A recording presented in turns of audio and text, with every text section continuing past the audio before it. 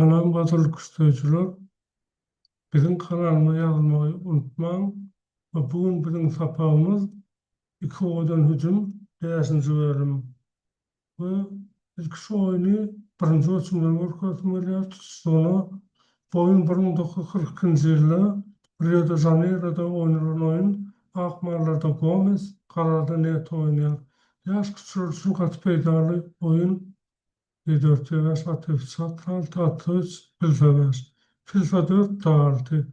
Dağıltı ölçenden karalar biri şadörde göçüp atı açmalacak buluyor. Şonsun ağlar döyüç öz turama ederek at sözün peydarışıyordu. Döyüç pilse 4 intonuşu açmalı çönüm ağlar soyunu oturuyor. Pilse 3 atta 4, pilde 4, pilde 4 iki tarafa mağlar nere diye. Yani at açmada qalır, at zal tost qarırır. Əgər at as 4 gelecek bolýarlar, aklar zayçoça perde faltı, at qoramalı, aklar qoradı. At qoralı yana açmalı dur. Qararır ne el plan tapmalı şöyle saylamalı.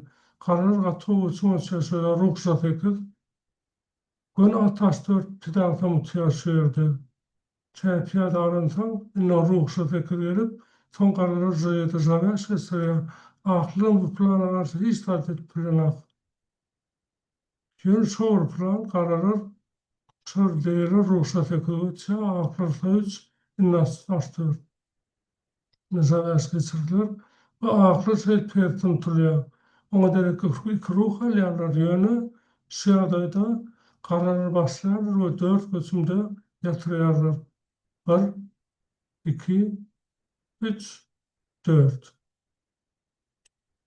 Tekinlik oyunumuz 1948 yılda Zagreb'de oynanan Akbar'da Harvat, Karada Udoç oynuyor. Bu şu adayda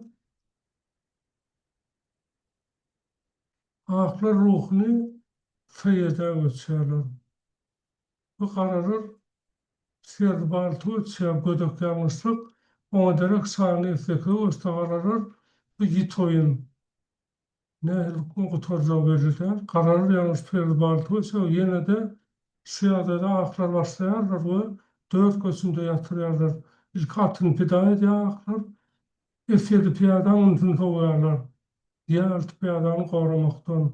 Şimdi kara saat altı asla prosunda yatıyor. Eğer karalar ataltalar onu perdeye altır kuşları aklar. Kara pille açmada dur. Sayestekde perdeye yatıran Atçalt kuşlarından sayestekde diye perdeye alttan ton kararır şu yada da oturulunu boyun arttırır. Seyavi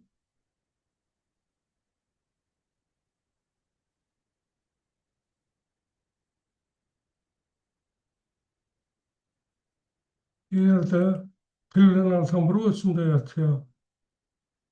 Piyadenin alsa atlanır ruhlanır kuşlar yerler. İnne sayestekde gelse ruhiye yatırıyorlar. Eğer pillen alsa da ruhlan yetin kuşlar yatırıyorlar.